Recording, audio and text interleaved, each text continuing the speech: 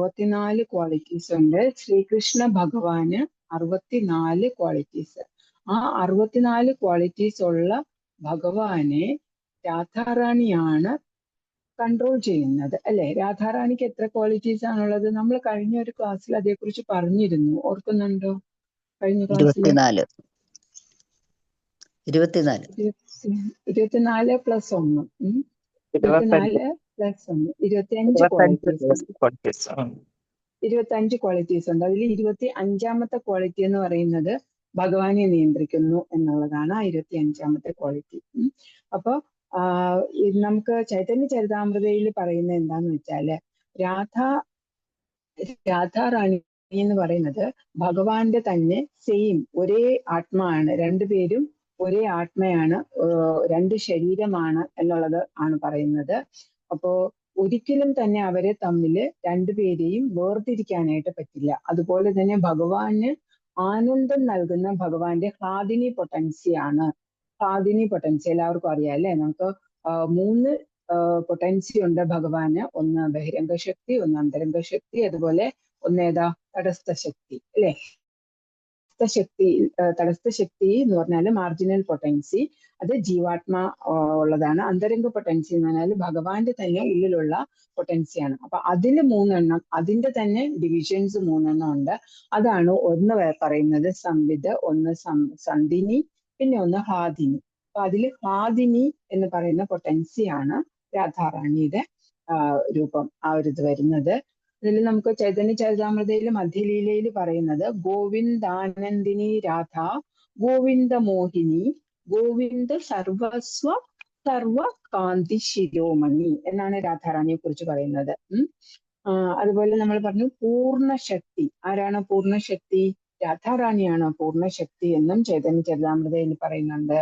പൂർണ്ണശക്തി രാധാറാണിയാണെങ്കിൽ ഭഗവാൻ കൃഷ്ണൻ എന്ന് പറയുന്നത് പൂർണ്ണ ശക്തിമാനാണ്, അല്ലെ? അപ്പൊ സൂര്യനും സൂര്യപ്രകാശവും തമ്മിൽ നമുക്ക് വേർതിരിക്കാൻ കഴിയാത്തതുപോലെ അത് രണ്ടും ഉണ്ട്, അല്ലെ? സൂര്യനിൽ നിന്ന് സൂര്യപ്രകാശം വരുന്നു.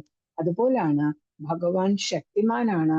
ആ ഭഗവാന്റെ തന്നെ ഉള്ളിലുള്ള ശക്തിയാണ് ആര്? രാധാറാണി. രാധാ പൂർണ്ണശക്തി, കൃഷ്ണ പൂർണ്ണശക്തിമാൻ. ദ്വീ വസ്തു ഭേദാനയി ശാസ്ത്രപ്രമാണ. ശാസ്ത്രപ്രമാണത്തിൽ പറയുന്നു രണ്ട് വസ്തുവും തമ്മിൽ, രണ്ട് വസ്തു എന്ന് പറഞ്ഞാൽ രണ്ടുപേരും തമ്മിൽ യാതൊരു വ്യത്യാസവും ഇല്ല, ഭേദം ഒന്നുമേ ഇല്ല. ഫുൾ പൊട്ടൻസി അല്ലെങ്കിൽ ഫുൾ പവർ എന്ന് പറയുന്നത് രാധാറാണിയാണ് എന്ന് പറയാണ്. അപ്പൊ അതിന്റെ എല്ലാറ്റിന്റെയും ശക്തിമാനായിട്ട് ആര് വരുന്നു? ഭഗവാൻ വരുന്നു. കന്ദർപ്പ കോടി കമനീയ വിശേഷ ശോഭം അത് പറയുന്നുണ്ട്, അല്ലെ? ഭഗവാൻ എന്ന് പറഞ്ഞാല് എത്രയോ കോടിക്കണക്കിന് കന്ദർപ്പന്മാര്, കോടിക്കണക്കിന് എന്താ പറയാ കാമദേവന്മാര്, അല്ലെ? കന്ദർപ്പൻ എന്ന് പറഞ്ഞാല് കാമദേവന്മാര് ചേർന്ന് വരുന്നത്. ഇതെല്ലാം ചേർന്ന പൂർണ്ണമായ ശക്തിയാണ് ഭഗവാനുള്ളത്. വിശേഷമായിട്ടുള്ള ശോഭയാണ് ഭഗവാനുള്ളത്. ആ ഗോവിന്ദനെ, ഗോവിന്ദം ആദിപുരുഷം തമഹം ഭജാമി എന്ന് പറയല്ലേ? ആദിപുരുഷനായ ഗോവിന്ദനെ ആനന്ദിപ്പിക്കുന്നവൾ ആരാണോ അവളാണ് ആര്? രാധാറാണി. ഗോവിന്ദ ആനന്ദിനി രാധ. അപ്പോ അതുപോലെ തന്നെ പറയുന്നു ഒരു സെൽഫ്ലെസ് ഭക്തിയാണ്, ഒരു സ്വാർത്ഥമായ ചിന്താഗതി ഇല്ലാത്ത ഭക്തയാണ്, ഭഗവാന്റെ ഭക്തയാണ് ആര്? രാധ. ഭഗവാൻ തന്നെ പറയുന്നുണ്ട് രാധ്യതേ യയാ സാ രാധ.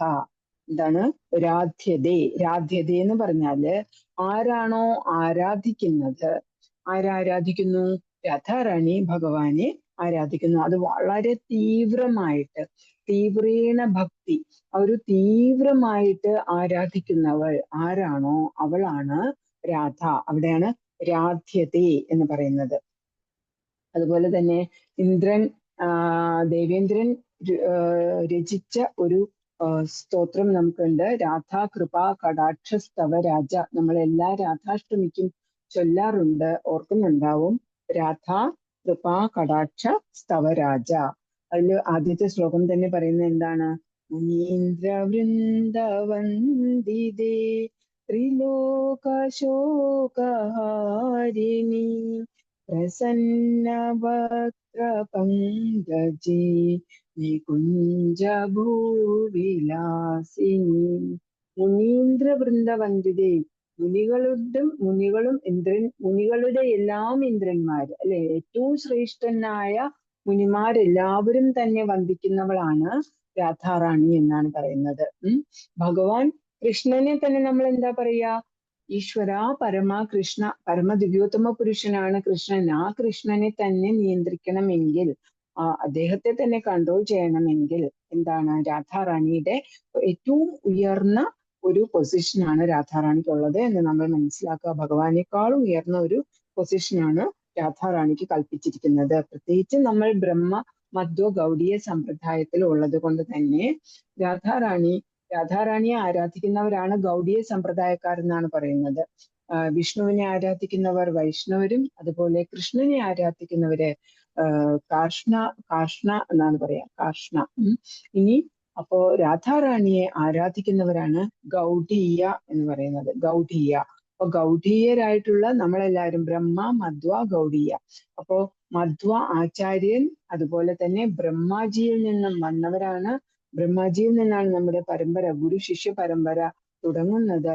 അപ്പൊ അതെല്ലാം കൊണ്ട് തന്നെ നമ്മൾ ഗൗഡീയരാണ്, നമ്മൾ എങ്ങനെയുള്ളവരാണ്, രാധാറാണിയെ ആരാധിക്കുന്നവരാണ് എന്ന് ആണ് പറയുന്നത്. നാരദ പുരാണത്തിൽ അതുപോലെ തന്നെ ഭഗവാൻ നാരദനോട് പറയുന്നുണ്ട്, സത്യം സത്യം പുനഃസത്യം സത്യമേവ പുനഃ പുനഃ വിനാ രാധാ പ്രസാദേന മത് പ്രസാദ ന വിദ്യതേ.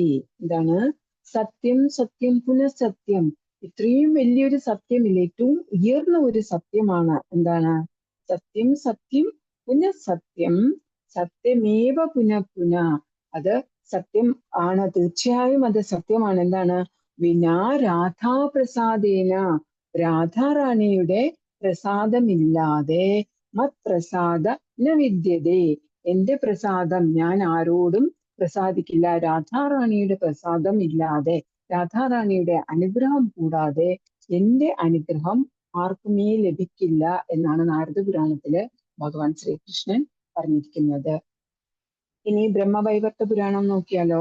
ബ്രഹ്മവൈവർത്ത പുരാണത്തിൽ ഭഗവാൻ പറയുന്നു, ആരെങ്കിലും രാ എന്ന് ഉച്ചരിച്ചാൽ തന്നെ, രാ എന്ന് ഉച്ചരിക്കുന്ന മാത്രയിൽ മുഴുവൻ അനുഗ്രഹവും ഞാൻ അവരിലേക്ക് ചൊരിയുന്നു. അപ്പോ ധാരാളം അനുഗ്രഹം ഞാൻ അവരിലേക്ക് ചൊരിയുന്നു. രാ എന്ന് ഉച്ചരിക്കുന്ന മാത്രയിൽ, ആ രാ എന്നുള്ള ഉച്ചാരണം തുടങ്ങുന്ന മാത്രയിൽ. ഇനി ധ എന്ന് ഉച്ചരിക്കുമ്പോൾ തന്നെ, രാധേ എന്ന് ഫുൾ ഉച്ചരിച്ചു കഴിയുമ്പോൾ എന്റെ ഫുൾ അനുഗ്രഹവും ഞാന് അവരിലേക്ക് ചുരുങ്ങി കഴിയും എന്നാണ് ബ്രഹ്മവൈവർത്ത പുരാണത്തില് പറഞ്ഞിരിക്കുന്നത്. പക്ഷെ ബ്രഹ്മവൈവർത്ത പുരാണത്തില് നമുക്ക് ഒരു കാര്യം കൂടി പറയുന്നുണ്ട്. നമ്മുടെ സാധാരണ ക്ലാസ്സുകളൊക്കെ കേൾക്കുമ്പോൾ ചിലപ്പോഴൊക്കെ കേൾക്കാറുണ്ട്, ഹരി രാമ എന്ന മന്ത്രം. ഹരി രാമ രാമ രാമ ഹരി ഹരി, ഹരേ കൃഷ്ണ കൃഷ്ണ കൃഷ്ണ ഹരേ ഹരി എന്നുള്ള ഈ മന്ത്രത്തിന് ചൈതന്യ മഹാപ്രഭു ആണ് അതിനെ തിരിച്ചിട്ടത്. തിരിച്ച് അത് വൈകുണ്ഠത്തിൽ നിന്ന് വന്നതായത് കൊണ്ട് നമുക്ക് ചൊല്ലാൻ പാടില്ലാത്തത് കൊണ്ട് നമ്മൾ ചൈതന്യ മഹാപ്രഭു നമുക്ക് തിരിച്ചു തന്നു. എന്നിട്ട് നമ്മൾ ഹരേ കൃഷ്ണ കൃഷ്ണ കൃഷ്ണ ഹരേ ഹരി, ഹരേ രാമ രാമ രാമ ഹരേ ഹരി എന്ന് നമ്മൾ ചൊല്ലാൻ തുടങ്ങി എന്നെല്ലാം പറയുന്നുണ്ട്. കലിസന്ധാരണ ഉപനിഷത്തിൽ ഈ മന്ത്രമുണ്ട് എന്നെല്ലാം നമുക്ക് കുറെയൊക്കെ ശരിയായിരിക്കാം. പക്ഷേ ബ്രഹ്മവൈവർത്ത പുരാണത്തില് ഇതേ മന്ത്രം ഇതേ രൂപത്തില് ഹരേ കൃഷ്ണ കൃഷ്ണ കൃഷ്ണ ഹരേ ഹരി, ഹരേ രാമ രാമ രാമ ഹരേ ഹരി എന്ന മന്ത്രം തന്നെ അവിടെ നമുക്ക് ചൊല്ലാനായി കൊടുത്തിട്ടുണ്ട്. ഈ ഒരു മന്ത്രം എന്ന് പറയുന്നത് ഏതൊരു സമയത്തും ചൊല്ലാൻ പറ്റുമെന്നുള്ളത് നമുക്കറിയാം അല്ലെ. അപ്പോ ഏതൊരു സമയത്തും ചൊല്ലാൻ വേണ്ടിയിട്ട് ഇപ്പൊ ഗോപാൽ ഗുരുവിന്റെ കഥ കേട്ടിട്ടുണ്ടാവും. ചൈതന്യ മഹാപ്രഭു പോലും അദ്ദേഹം ടോയ്ലറ്റിലേക്ക് പോകുന്ന സമയത്ത് അദ്ദേഹം എന്ത് ചെയ്തു, തന്റെ നാവ് കടിച്ചു പിടിച്ചു അത്രേ. അപ്പൊ എന്തിനാണ് എന്ന് ഗോപാൽ ചോദിച്ചപ്പോൾ പറഞ്ഞു, അത് വിസർജന സമയത്ത് എന്ത് ചെയ്യാൻ പാടില്ല, ഈ മന്ത്രം ഉരുവിടാൻ പാടില്ല. അപ്പൊ ഈ മന്ത്രം ഉരുവിട്ട് കഴിഞ്ഞാൽ അതിന്റെ ശുദ്ധി നഷ്ടപ്പെടില്ലേ, അതുകൊണ്ട് നാവ് കടിച്ചു പിടിച്ചിരിക്കുകയാണ് എന്ന് ചൈതന്യ മഹാപ്രഭു പോലും പറഞ്ഞു അത്രേ. ആ സമയത്ത് ഗോപാൽ ഗുരു പറഞ്ഞു അത്രേ, ആ സമയത്താണ് അപ്പൊ നമ്മുടെ പ്രാണൻ ത്യജിക്കേണ്ടി വരുന്നതെങ്കിൽ നമ്മൾ ഭഗവാനെ ഓർക്കാതെ, ഭഗവാനെ സ്മരിക്കാതെ അതുപോലെ നമ്മുടെ ദേഹം വെടിയേണ്ടി വരില്ലേ. അപ്പൊ നമുക്ക് എന്താണ് ഇത്ര നാള് ഭജിച്ചത് കൊണ്ടുള്ള ഗുണമുണ്ടാവുക? ഭഗവത് നാമം നമ്മൾ ചൊല്ലാതെ തന്നെ നമ്മൾ ഈ ദേഹം വെടിയേണ്ടി വരില്ലേ എന്ന് ചോദിച്ച സമയത്ത് അദ്ദേഹം ചൈതന്യ മഹാപ്രഭു പറഞ്ഞത്രേ, നീ ഇനി മുതൽ ഗോപാൽ ഗുരു എന്നറിയപ്പെടും. കാരണം നീ പറഞ്ഞ തത്വം വളരെ വളരെ വലുതാണ്. ആ ആ ഒരു സമയത്ത് നമ്മൾ എന്ത് ചെയ്യണം? ഈ നാമം ജപിക്കുക തന്നെ വേണം എന്ന്. അതുകൊണ്ടാണ് പിന്നീട് പറയാൻ തുടങ്ങിയത്, ഏതൊരു സമയത്തും നമുക്ക് ഈ ഒരു നാമം ജപിക്കാം. ഈ നാമം ഏതൊരു എന്താ പറയാ ദോഷകരമായിട്ടുള്ള ദുർഗന്ധം വമിക്കുന്ന സിറ്റുവേഷനിലാണെങ്കിൽ പോലും ആ നാമത്തിന്, ഭഗവത് നാമത്തിന് യാതൊരു കേടും സംഭവിക്കുന്നില്ല. അതിന് യാതൊരു ദോഷമോ അല്ലെങ്കിൽ അതിനൊരു ദുർഗന്ധം അതിനെ ബാധിക്കുന്നില്ല. എന്താ മലയാളം പറയാ, ദുർഗന്ധം ബാധിക്കുന്നില്ല അതിന്, അശുദ്ധി ബാധിക്കുന്നില്ല ആ നാമത്തിന് എന്ന് പറയാം. ഒരിക്കലും ഒരു കഥ പറയുന്നുണ്ട്, ശ്രീരാമ സ്വാമിയുടെ കഥ പറയുന്നുണ്ടല്ലോ. ഹനുമാൻജി എന്ത് ചെയ്യുന്നു? ഒരാള് കുളിക്കുന്ന സമയത്തും അദ്ദേഹം ടോയ്ലറ്റ് യൂസ് ചെയ്യുന്ന സമയത്തും ഭഗവാന്റെ നാമം ചൊല്ലുന്നത് കേട്ടിട്ട് ആ നാമം ജപിക്കുന്നത് കണ്ട് അദ്ദേഹത്തോട് ദേഷ്യപ്പെടും. അദ്ദേഹത്തെ പോയിട്ട് ഹനുമാൻ സ്വാമി ഒരൊറ്റ അടി പറ്റിക്കും. ആ അടി പറ്റിച്ചു കഴിയുമ്പോൾ പിന്നീട് അദ്ദേഹം വളരെ സങ്കടത്തോടു കൂടിയിരിക്കും. എന്താ, എനിക്ക് സമയമില്ലാത്തത് കൊണ്ടാണ് ഞാൻ ഈ സമയത്ത് ഈ നാമം ജപിച്ചത്. അപ്പോ ഹനുമാൻ സ്വാമി ദേഷ്യപ്പെട്ടുവല്ലോ എന്നോർത്ത് വിഷമിച്ചിരിക്കും. പക്ഷെ വളരെ സന്തോഷത്തോടുകൂടി ഹനുമാൻ സ്വാമി ശ്രീരാമസ്വാമിയുടെ അടുത്തേക്ക് പോകും. ശ്രീരാമസ്വാമിയുടെ അടുത്ത് ചെന്ന് ഈ ഒരു വിവരം പറയുമ്പോൾ ശ്രീരാമസ്വാമി മുഖം പൊത്തിയിരിക്കുകയാണ്. കാരണം എന്താ, 5 വിരലും പതിഞ്ഞിട്ടുണ്ട്. വളരെ ശക്തിമാനായ വായുപുത്രന്റെ അടിയാണ് ആർക്ക് ലഭിച്ചിരിക്കുന്നത്? ഇവിടെ ശ്രീരാമചന്ദ്രമൂർത്തിക്ക് ലഭിച്ചിരിക്കുന്നത്. അപ്പോഴാണ് ഹനുമാൻ സ്വാമിക്ക് മനസ്സിലാവുന്നത് ആ ഒരു നാമത്തിന്റെ മഹിമ എന്ന് പറയുന്നത് ഏതൊരു സാഹചര്യത്തിലും അത് ലഭിക്കും എന്നുള്ളത്. അപ്പൊ ഈ നാമം എന്ന് പറയുന്നത് നമ്മൾ ഹരേ കൃഷ്ണ പറയുമ്പോൾ അവിടെ ഹരേ എന്നത് പോലും രാധാറാണിയെ സൂചിപ്പിച്ചുകൊണ്ടാണ് നമ്മൾ ഹരേ എന്ന് ഉച്ചരിക്കുന്നത് എന്നാണ് പറയുന്നത്. അപ്പൊ അത്രയും മേഴ്സിഫുൾ ആണ്. അവിടെ തുടങ്ങുന്നത് കൃഷ്ണ എന്ന് തുടങ്ങുന്നതിന് മുന്നേ തന്നെ ആരുടെ നാമമാണ്? ഭഗവാന്റെ ആ ശക്തി തത്വമായ ഗുരു തത്വമായിട്ടുള്ള രാധാറാണിയുടെ നാമമാണ് അവിടെ ഹരേ എന്ന് തുടങ്ങുന്നത് തന്നെ. അതിന് ഒരിക്കലും ഒരു അശുദ്ധി ബാധിക്കുന്നില്ല എന്നാണ് പറയുന്നത്.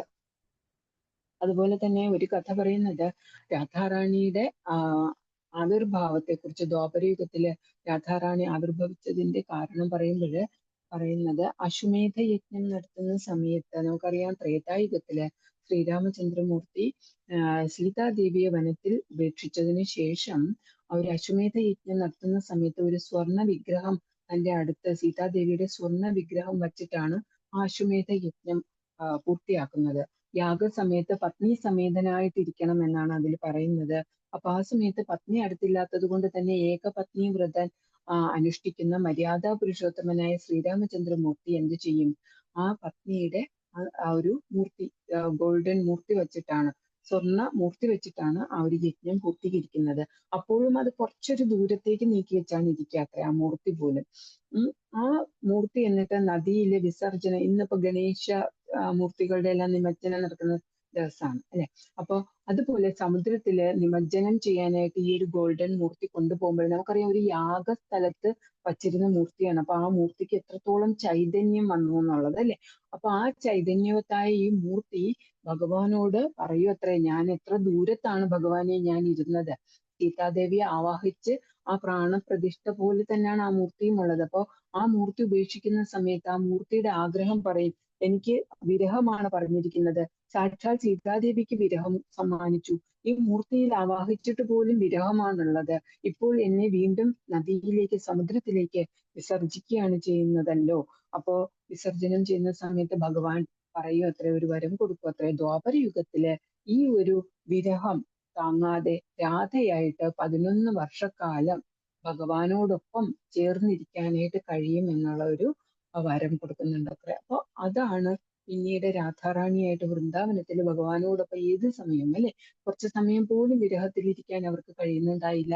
ഏത് ശരത് പൂർണിമ രാവുകളിലും ഒക്കെയും രാസക്രീഡാ സമയത്തെല്ലാം ഗോപികമാര് എല്ലാ രാത്രികളിലും ഭഗവാനോടൊപ്പം ഉണ്ടായിരുന്നതായിട്ടും, പകൽ സമയങ്ങളിൽ ഭഗവാൻ കാലിമേയ്ക്കാൻ പോകുന്ന സമയത്ത് പോലും ഭഗവാനോടുള്ള ആ വിരഹം താങ്ങാൻ കഴിയാതെ ഗോപികമാര് ഗോപികാ ഗീതം നമുക്കറിയാം ഭാഗവതത്തില് ചൊല്ലിയതായിട്ടൊക്കെ നമുക്ക് അറിയുന്നതാണ്. അതുപോലെ തന്നെ വേറൊരു കഥ പറയുന്നത്, ഭഗവാൻ പാലാഴി മഥന സമയത്ത് മോഹിനി അവതാരം കൈക്കൊള്ളും അല്ലെ. ഇതിന്റെയൊക്കെ ബാക്ക്ഗ്രൗണ്ട് സ്റ്റോറീസ് എല്ലാവർക്കും അറിയാമല്ലോ. മോഹിനി അവതാരം വരും.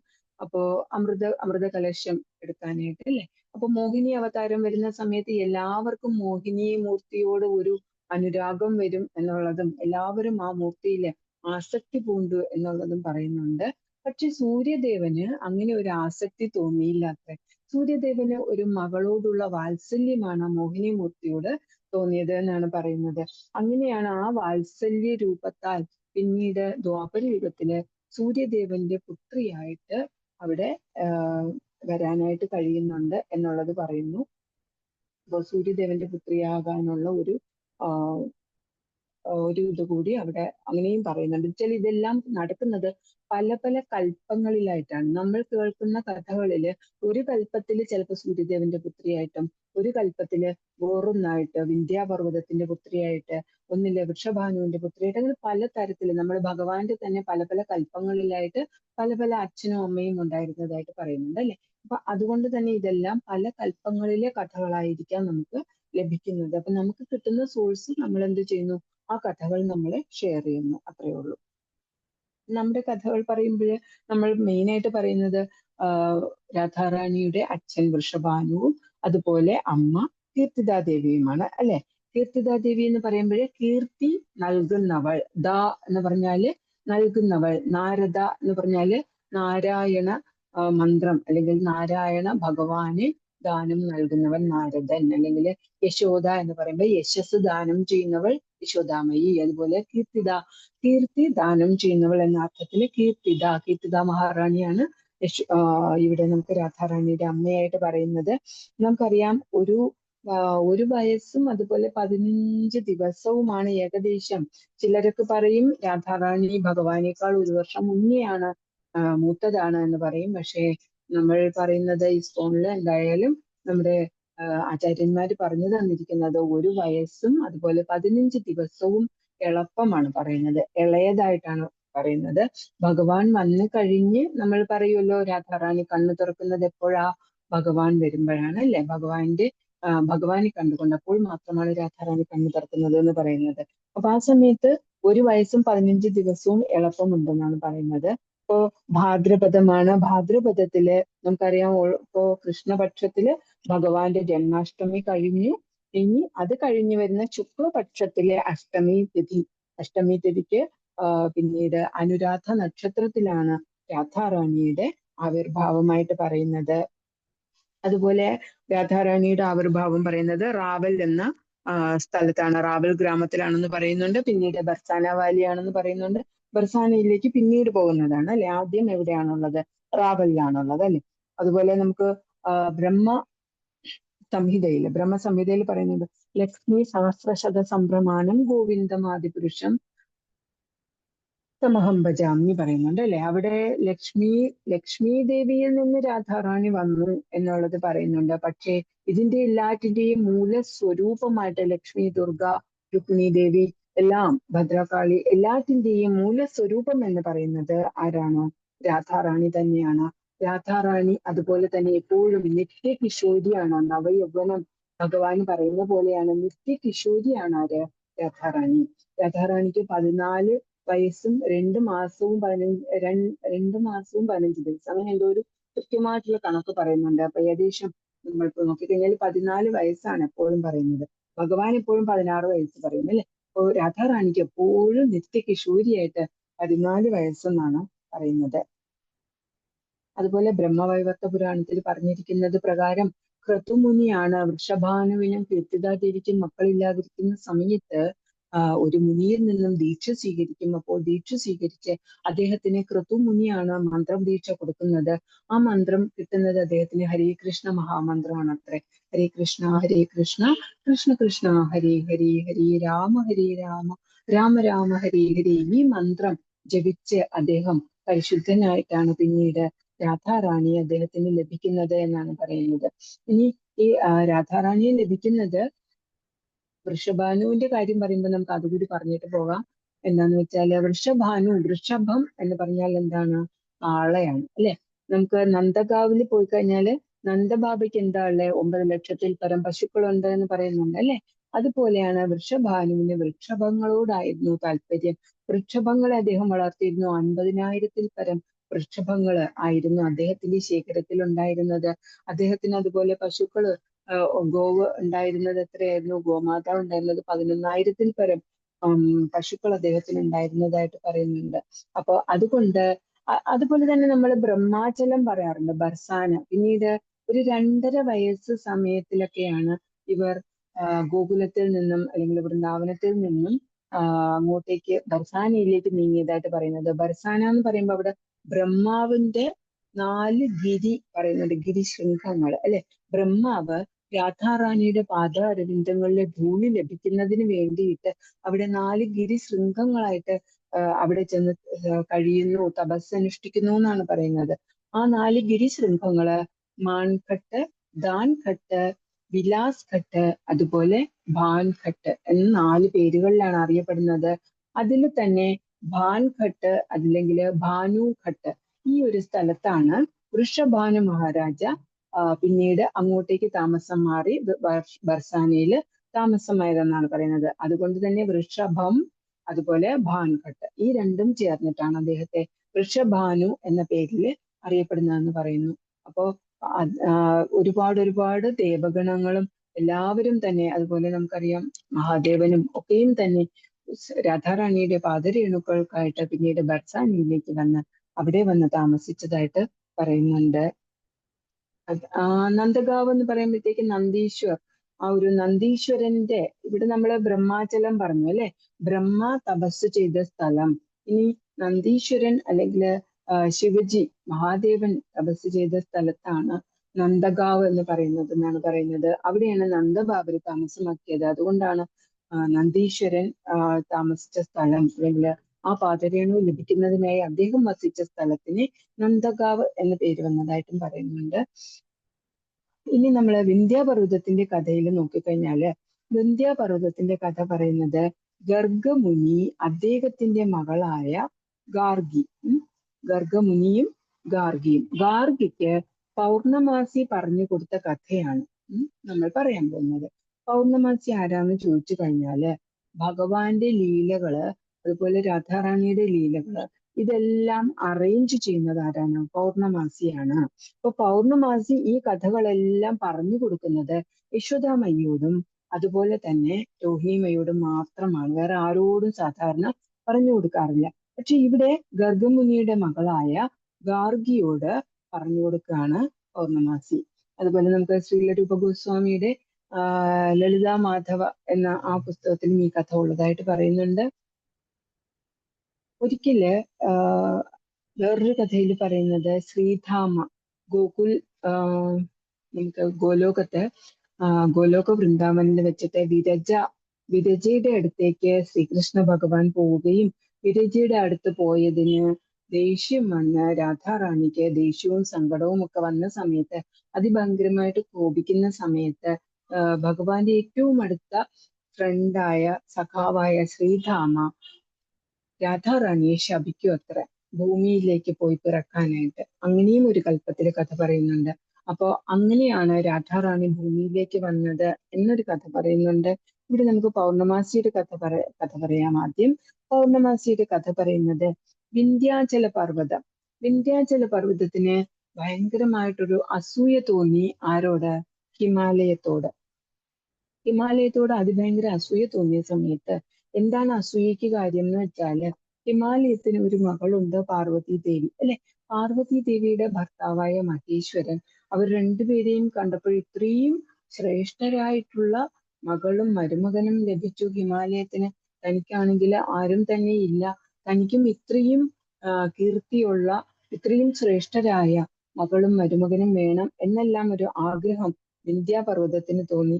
അങ്ങനെ വിന്ധ്യാപർവ്വതം പലതരത്തിലുള്ള തപസ്സുകൾ അനുഷ്ഠിക്കാൻ തുടങ്ങി. അങ്ങനെ ബ്രഹ്മാവിനെ പ്രത്യക്ഷപ്പെടുത്തിയത്ര. അപ്പോ ബ്രഹ്മാവിന്റെ നിർദ്ദേശപ്രകാരം പലതരത്തിലുള്ള വീണ്ടും കുറെ വ്രതങ്ങളൊക്കെ അനുഷ്ഠിച്ചുകൊണ്ട് അതിന് ഒരു അനുഗ്രഹമായിട്ട് 2 കുഞ്ഞുങ്ങളെ ലഭിച്ചു.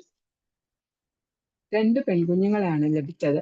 ഈ 2 പെൺകുഞ്ഞുങ്ങളെ ലഭിച്ചു കഴിഞ്ഞപ്പോഴ് അദ്ദേഹം വളരെ പൊന്നുപോലെ വളർത്തുകയാണ്. അപ്പോഴേക്കും ദ്വാപരയുഗമായി.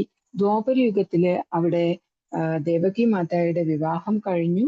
വിവാഹം കഴിഞ്ഞു. ആ സമയത്താണ് കംസൻ ഇവരെയും കൊണ്ട് പോകുന്ന സമയത്ത് ഒരു അശരീരി ഉണ്ടാകും അല്ലെ, 8ാമത്തെ പുത്രൻ വധിക്കും എന്നുള്ള ഒരു അശരീരി ലഭിക്കും. അങ്ങനെ കംസൻ പിന്നീട് പല അസുരന്മാരെയും പറഞ്ഞയക്കും. ആ ഒരു പ്രസവമൊക്കെ കഴിഞ്ഞ് ദേവകി മാത കുഞ്ഞ് പിന്നീട് വരുന്നു, യോഗമായാദേവി വരുന്നു അല്ലെ, ഭഗവാൻ അവതരിക്കുന്നു. ഭഗവാൻ അവതരിച്ചു കഴിഞ്ഞ് വസുദേവർ എന്ത് ചെയ്യുന്നു, ഭഗവാനെ ഗോകുലത്തിലേക്ക് മാറ്റുന്നു. അപ്പോ അദ്ദേഹത്തെ വധിക്കാനുള്ള വ്യക്തി പിറന്നു കഴിഞ്ഞു എന്നുള്ളത് യോഗമായാദേവി കംസനെ അറിയിക്കുന്നു. അത് പ്രകാരം കംസൻ പലതരത്തിലുള്ള അസുരന്മാരെയും നിയോഗിക്കുന്നു. അക്കൂട്ടത്തിൽ വരുന്നതാണ് ആര്, പൂതന അല്ലെ. പൂതന മോക്ഷം നമ്മൾ കേട്ടിട്ടുണ്ട്. അപ്പൊ പൂതന വരുന്ന സമയത്ത് പൂതന വന്നിട്ട് ധാരാളം കുഞ്ഞുങ്ങളെയൊക്കെ വധിക്കും. അതുപോലെ തന്നെ കുറെ എണ്ണത്തിനെയൊക്കെ കിഡ്നാപ്പ് ചെയ്ത് അപഹരിച്ചു കൊണ്ടുപോകും. ഇനി ഇവിടെ വരുമ്പോഴ് വിന്ധ്യാപർവ്വതത്തിന്റെ അടുത്തേക്ക് വരുമ്പോഴ് താഴേക്ക് നോക്കുമ്പോൾ 2 നല്ല സുന്ദരി കുട്ടികളെ കാണും. ഈ 2 കുട്ടികളെയും എടുത്തുകൊണ്ട് പൂതന അങ്ങനെ ആകാശത്തൂടി പറക്കാൻ തുടങ്ങി. അങ്ങനെ പറന്നു പോകുമ്പോൾ കുറെ ദൂരം ചെല്ലുമ്പോൾ പൂതനയ്ക്ക് ക്ഷീണം വരും. ക്ഷീണം വരുന്ന സമയത്ത് ഒരു കുഞ്ഞ് താഴേക്ക് പതിക്കും. ആ ക്ഷീണത്തില് ഒരു കുഞ്ഞ് താഴേക്ക് പതിക്കും. ആ കുഞ്ഞ് വിദർഭദേശത്താണ് പതിക്കുന്നത്. വിദർഭദേശം ആരുടെ ദേശമാണ്? വിദർഭ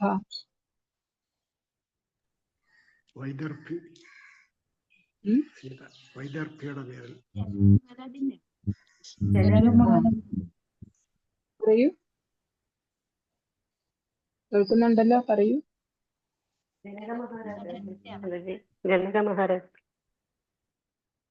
ഏത് മഹാരാജ? ഞാൻ പേര് കേട്ടില്ല. ക്ലിയർ ആവുന്നില്ല. ഞാൻ പറയുന്ന ക്ലിയർ ആവുന്നു. അത് മിഥില അല്ലേ? മിഥില ജനക രാജാവിൻ്റെത് മിഥില അല്ലേ, വിദർഭ അല്ലല്ലോ. കുഴപ്പമില്ല. വിദർഭ എന്ന് പറഞ്ഞാൽ ഭീഷ്മക രാജാവ്. പെട്ടെന്ന് നമുക്ക് ഓർമ്മ കിട്ടത്തില്ല, കുഴപ്പമില്ല. ഭീഷ്മക രാജാവിന്റെ രാജ്യമാണ് ഭീഷ്മക. അങ്ങനെ ഭീഷ്മകൻ എന്ത് ചെയ്യും, വിദർഭയില് ഈ കുഞ്ഞിനെ എടുത്ത് വളർത്തും. ഒരു 5 വയസ്സ് വരെ ഇവിടെ വളർത്തും. വളർത്തി കഴിഞ്ഞ് പിന്നീട് ജാമ്പവാൻ ആണ് ഈ കുട്ടിയെ തിരിച്ച് വിന്ധ്യാചലത്തിന് കൊടുക്കുന്നത്. കുഞ്ഞിനെ കൊണ്ടുവന്ന് തിരിച്ചു കൊടുക്കും. നമ്മൾ കേട്ടിട്ടുണ്ടാവും, രാധാറാണിയുടെ കഥകളില് ചന്ദ്രാവലി എന്നൊരു പേര് കേട്ടിട്ടുണ്ടാവും അല്ലെ. രണ്ടുപേരും വളരെയധികം ഭഗവാന് വേണ്ടിയിട്ട് ഒരു കോൾഡ് വാർ, ഒരു ശീത സമരം നടത്തിക്കൊണ്ടിരിക്കുന്നവരാണ് ചന്ദ്രാവലിയും അതുപോലെ തന്നെ രാധാറാണിയും. രണ്ടുപേരും സഹോദരിമാരാണ്, ചന്ദ്രാവലിയും രാധാറാണിയും. അപ്പൊ ചന്ദ്രാവലി ആ കുഞ്ഞാണ്, വിദർഭയിൽ വീഴുന്ന കുഞ്ഞാണ് ചന്ദ്രാവലി. പിന്നീട് ആ കുഞ്ഞിനെ അവിടെ ഇദ്ദേഹത്തിന് തിരിച്ചു കിട്ടും, വിന്ധ്യാപർവ്വതത്തിന് തിരിച്ചു കിട്ടും. പക്ഷേ പിന്നീട് രാധാറാണിയാണ് ഒരു കുട്ടി അല്ലെ, വിന്ധ്യാപർവ്വതത്തിന് ജനിച്ച ഒരു കുഞ്ഞെന്ന് പറയുന്നത് രാധാറാണിയാണ്. അത് കൊണ്ടിട്ട് കുറെ ദൂരം കൂടി പറക്കും. പക്ഷെ പിന്നീട് പൂതനയുടെ കൈകളിൽ നിന്നും രാധാറാണിയും താഴേക്ക് പതിക്കുമ്പോഴത് യമുന നദിയില് ഒരു സഹസ്രദള പത്മത്തിലാണ് വന്നു വീഴുന്നത്, സുവർണ കമലത്തില്. ആ സുവർണ കമലത്തിൽ വീണ് അങ്ങനെ രാധാറാണി കുഞ്ഞു കുട്ടിയായിട്ട് അവിടെ ശോഭിക്കുകയാണ്. ആ സമയത്താണ് വൃഷഭാനു മഹാരാജിന് കുഞ്ഞുങ്ങളില്ലാതെ അദ്ദേഹത്തിന് ക്രതുമുനിയിൽ നിന്നും മന്ത്രദീക്ഷയൊക്കെ എടുത്ത്, എന്തിനാണ് ഈ മന്ത്രദീക്ഷയൊക്കെ എടുക്കുന്നത്? രാധാറാണിയാണ് മകളായി വരാൻ പോകുന്നത് അല്ലെ. അപ്പൊ അത്രയും ക്വാളിഫൈഡ് ആവണം, അത്രയും പരിശുദ്ധനാവണം. എന്നാൽ മാത്രമേ ആ കുഞ്ഞിനെ എടുത്ത് വളർത്താനുള്ള ഒരു യോഗ്യത, ഒരു അർഹത അദ്ദേഹത്തിൽ ഉണ്ടാവുകയുള്ളൂ. അതുകൊണ്ട് തന്നെ അദ്ദേഹം മന്ത്രദീക്ഷയൊക്കെ സ്വീകരിച്ച് മന്ത്രമൊക്കെ ചൊല്ലി പരിശുദ്ധനായി ഒരിക്കൽ അദ്ദേഹം യമുനയിലേക്ക് വരുന്ന സമയത്ത്, യമുന നദിയിലെ കുളിയും ഒക്കെ കഴിഞ്ഞ് തേവാരും ഒക്കെ കഴിഞ്ഞ് നോക്കുന്ന സമയത്താണ് അദ്ദേഹത്തിന് ഈ കുഞ്ഞിനെ ലഭിച്ചതായിട്ട് പറയുന്നത് അല്ലെ. അങ്ങനെ രാധാറാണിയെ ലഭിച്ചതായിട്ട് പറയുന്നുണ്ട്. ആ കുഞ്ഞിനെ കൊണ്ടുപോയി കീർത്തിദാ റാണിക്ക് കൊടുക്കുന്നതായിട്ടും പിന്നീട് ആ കുഞ്ഞ് അവിടെ വളരുന്നതായിട്ടും പറയുന്നു. ഇനി ആ കുഞ്ഞ് എന്ത് ചെയ്തിട്ടില്ല, കണ്ണ് തുറന്നിട്ടില്ല അല്ലെ. അപ്പൊ ഭഗവാനോട് പറയുന്നുണ്ട്, ഇനി ദ്വാപരയുഗത്തിൽ വരുന്ന സമയത്ത് ഭഗവാൻ വന്നതിന് ശേഷം മാത്രമേ, മുൻകൂട്ടി പറയുന്ന കാര്യമാണ്, ഭഗവാൻ വന്നതിന് ശേഷം മാത്രമേ താൻ കണ്ണ് തുറക്കുകയുള്ളൂ എന്ന്. പിന്നീട് കുഞ്ഞ് കണ്ണ് തുറക്കുന്നില്ല എന്നുള്ളത് വരുമ്പോൾ അദ്ദേഹത്തിന് മുനിമാരിൽ നിന്ന് നിർദ്ദേശം ലഭിക്കും. എന്താ കാര്യം? നാരദമുനി പറയാണ്, കുഞ്ഞിന് ജന്മം ആ ഒരു നമ്മൾ ബർത്ത്ഡേ ഒക്കെ ആഘോഷിക്കുമല്ലോ അല്ലെ, കുഞ്ഞ് വന്നതിന്റെ പിറവി ആഘോഷിക്കുന്ന സമയത്ത് ആണ് ഭഗവാൻ വരുന്നത്. ആ ഭഗവാൻ വന്നു കഴിയുമ്പോഴാണ് കുഞ്ഞിനെ തൊട്ടിലിൽ കിടത്തിയേക്കുന്നു എന്ന് പറയുമല്ലേ നമ്മൾ. ആ കുഞ്ഞിന്റെ അടുത്തേക്ക് ഭഗവാൻ എഴഞ്ഞെഴഞ്ഞ് ഇങ്ങനെ വരുന്ന ഒരു വയസ്സുണ്ട് ഭഗവാന്. അപ്പൊ വരുമ്പോഴാണ് രാധാറാണി എന്ത് ചെയ്യുക, ഭഗവാന്റെ നേരെ കണ്ണുകൾ തുറക്കുക. അപ്പോൾ അതുവരെയും അവരെന്താ വിചാരിച്ചിരുന്നത്, കുഞ്ഞ് കണ്ണു കാണില്ല, ചെവി കേൾക്കില്ല, അല്ലെ, ഒന്നും ഒരു റെസ്പോൺസും ഇല്ലാതാണ് കുഞ്ഞ് കിടക്കുന്നത്, അങ്ങനെയാ വിചാരിച്ചിരുന്നത്. പക്ഷെ ഭഗവാൻ വന്നു കഴിഞ്ഞപ്പോൾ ഭഗവാനാണ് അടുത്ത് വന്നതെന്ന് അറിഞ്ഞ രാധാറാണി കണ്ണു തുറക്കുന്നതാണ് നമുക്ക് മനസ്സിലാവുന്നത്. അപ്പോ ഇതാണ് വിന്ധ്യാപർവ്വതത്തിന്റെ കഥ എന്ന് പറയുന്നത്. അങ്ങനെ വിന്ധ്യാപർവ്വതത്തിനും ശ്രേഷ്ഠയായ ഒരു മകളും അതുപോലെ ശ്രേഷ്ഠനായ ഒരു മരുമകനെയും ലഭിക്കും. ശ്രീല പ്രഭുപാദ് ഒരിക്കൽ രാധാഷ്ടമി ക്ലാസ് നടത്തുന്ന സമയത്ത് ശ്രീല പ്രഭുപാദ് ചോദിച്ചു, ഏറ്റവും ഗ്രേറ്റ് ആയിട്ടുള്ള ഏറ്റവും മഹത്തായ ഒരു ജന്മം അത് ഏതാണ്, നമ്മുടെ സൃഷ്ടികളിൽ ഭഗവത് അവതാരങ്ങളിൽ ഏറ്റവും ശ്രേഷ്ഠമായത് ഏതാണ് എന്ന് ചോദിച്ചു അത്ര. ചോദിച്ചപ്പോൾ എല്ലാരും പറഞ്ഞു കൃഷ്ണൻ എന്ന് പറഞ്ഞു.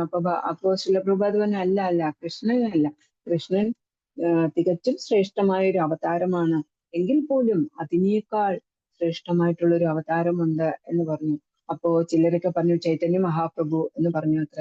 ചൈതന്യ മഹാപ്രഭു എന്ന് പറഞ്ഞപ്പോഴും ശിലപ്രഭാത് പറഞ്ഞു, ഇപ്പൊ 50% കറക്റ്റ് ആയിട്ടുണ്ട് എന്ന് പറഞ്ഞു. കാരണം എന്താ, ചൈതന്യ മഹാപ്രഭു എന്ന് പറയുന്നത് ഗൗരാംഗിയായ രാധാറാണിയുടെയും അതുപോലെ ഭഗവാന്റെയും അവതാരമാണ്, അല്ലെ. അതുകൊണ്ട് അത് 50% കറക്റ്റ് ആണെന്ന് പറഞ്ഞു. അപ്പൊ 100% കറക്റ്റ് എന്താണ്, അത്രയും ശ്രേഷ്ഠമായിട്ടുള്ള അവതാരം എന്ന് പറയുന്നത് ശ്രീമതി രാധാറാണിയാണ് എന്നുള്ളതാണ് പറയുന്നത്. വൃന്ദാവനത്തിലെ ലാഡ്ലി എന്നുള്ള പേരിലാണ് അവരെല്ലാവരും രാധാറാണിയെ പറയുന്നത്, അല്ലെ. രാധേ രാധേ എന്നുള്ള ഒരു മന്ത്രധ്വനി മാത്രമാണ് എല്ലായിടത്തും വീടുകളിലും ചുവരുകളിലും ഒക്കെ എഴുതി വെച്ചിരിക്കുന്നതെന്ന് പറയും. ഞാനൊരു ലെക്ചറിൽ കേട്ടതാണ്, അത് ഔട്ട്സൈഡ് ലെക്ചറാണ് ശരിക്കും പറഞ്ഞാൽ, എങ്കിൽ പോലും ഞാൻ ഇസ്കോണിൽ അതങ്ങനെ കേട്ടിട്ടില്ല, എനിക്കറിയില്ല അതിൽ എത്രത്തോളം കറക്റ്റ് ആണ് എന്നുള്ളത്. മേ ബി നിങ്ങൾ കേട്ടിട്ടുണ്ടാവാം.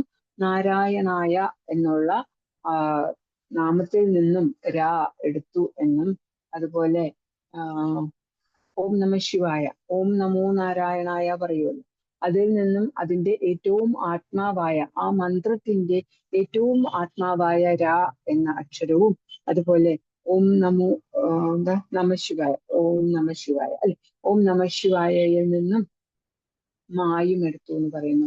നമ എന്നുള്ള നമശിവായയിൽ നിന്നും മായും എടുത്തു. അപ്പൊ എന്താ, രാമ എന്നുള്ള ആ ഒരു പേര് വന്നു. ആ രാമ എന്നുള്ള പേരാണ് ശ്രീരാമചന്ദ്രമൂർത്തിക്ക് പേര് കൊടുത്തത് എന്ന് പറയുന്നു. അപ്പൊ ഈ രാമ നമ്മുടെ മന്ത്രത്തിലും ആ രാമ വരുന്നുണ്ട്. എന്താണ് രാമ, ഏറ്റവും എന്താ പറയാ, ആനന്ദപ്രദമായിട്ടുള്ളത്, അല്ലെ. ഏറ്റവും രമിക്കുക എന്നുള്ളത്, രമിക്കുക, ആനന്ദിക്കുക എന്നുള്ള അർത്ഥത്തിലാണ് ആ രാമ എന്നുള്ള പേര് വരുന്നത്. നമ്മൾ നേരത്തെ ചൊല്ലിയായിരുന്നു രാധാ കൃപാ കടാക്ഷ സ്തവരാജ, അതിലും പറയുന്ന എന്താണ്, രമീശ്വരിയാണ്, രമിപ്പിക്കുന്നു. ആരെയാണ് രമിപ്പിക്കുന്നത്, പരമദിവ്യോത്തമ പുരുഷനായ ഭഗവാൻ ശ്രീകൃഷ്ണനെ രമിപ്പിക്കുന്ന രമീശ്വരിയാണ് ശ്രീമതി രാധാറാണി എന്ന് പറയുന്നു. അതുപോലെ ശ്രീമതി രാധാറാണിക്ക് അഷ്ടസഖികളുണ്ട്. ആരൊക്കെയാണ്, ലളിത, വിശാഖ, ചിത്രാദേവി, ചമ്പകലത, അതുപോലെ തുംഗവിദ്യ, ഇന്ദുലേഖ, രംഗാദേവി, സുദേവി. ഇതാണ് 8 അഷ്ടസഖികൾ പറയുന്നത്. നമുക്ക് മായാപൂർ പോയി കഴിഞ്ഞാൽ അഷ്ടസഖികളുടെയും വിഗ്രഹങ്ങൾ കാണാനായിട്ട് കഴിയും. അഷ്ടസഖികൾക്കും ധാരാളം മഹാത്മ്യങ്ങളുണ്ട്. അത് നമുക്ക് പിന്നെ ഒരു ക്ലാസ്സിൽ അതേക്കുറിച്ച് പറയാം. നമ്മുടെ ഈ ഒരു ശ്ലോകം ലാസ്റ്റ് ശ്ലോകം എന്ന് പറയാൻ പറ്റില്ല, പക്ഷെ നമ്മൾ കൃപാ കടാക്ഷ സ്തവരാജയില് സാധാരണ 13 ശ്ലോകങ്ങളാണ് ചൊല്ലാറുള്ളത്.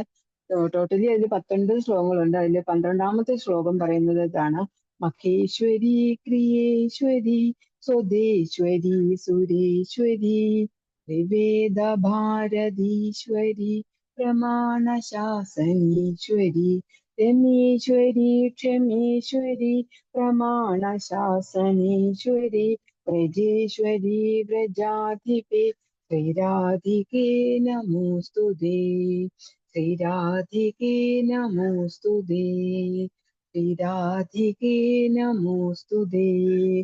മഖേശ്വരി എന്ന് പറഞ്ഞാല് യജ്ഞങ്ങളുടെ ഒക്കെ മഖം എന്നാൽ യജ്ഞങ്ങളുടെ എല്ലാം ഈശ്വരിയാണ് ആര്, രാധാറാണി. അതുപോലെ ക്രിയേശ്വരി എന്ന് പറഞ്ഞാല് ധാരാളം പയസ് ആക്ടിവിറ്റീസ് നമ്മൾ ചെയ്യും, അല്ലെ. സാത്വികമായിട്ടുള്ള കർമ്മങ്ങൾ നമ്മൾ ചെയ്യും.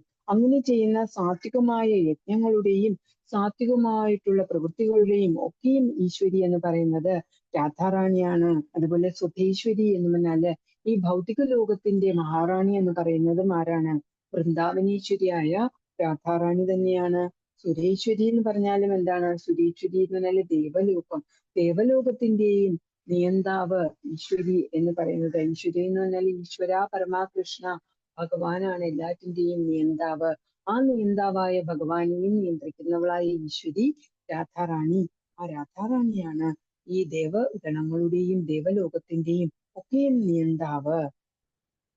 പ്രമാണശാസനീശ്വരി, എല്ലാ നിയമങ്ങളുടെയും വേദങ്ങളുടെ എല്ലാത്തിന്റെയും ഈശ്വരിയായ രാധാറാണി തന്നെയാണ് ഈ പ്രമാണങ്ങളുടെയും ശാസനങ്ങളുടെയും ഒക്കെയും ഈശ്വരിയായിട്ടുള്ളത്. വ്രജേശ്വരിയാണ്, വ്രജത്തിന്റെ അധിപയാണ്. അങ്ങനെയുള്ള ശ്രീ രാധികയെ നമസ്കരിക്കുകയാണ് മുനീന്ദ്രന്മാരെല്ലാവരും തന്നെ എന്നുള്ളതാണ് നമുക്ക് ആ ഒരു ഇതിൽ കിട്ടുന്നത്. ആർക്കെങ്കിലും ആ ഒരു ഫുൾ ശ്ലോക രാധാകൃപാ കടാക്ഷ സ്തവരാജ ചൊല്ലാൻ കഴിയുമെങ്കിൽ നമുക്ക് ക്ലാസ്സിന്റെ അവസാനം ചൊല്ലാം. ആർക്കെങ്കിലും അറിയുന്നുണ്ടോ? ഹരേ കൃഷ്ണ.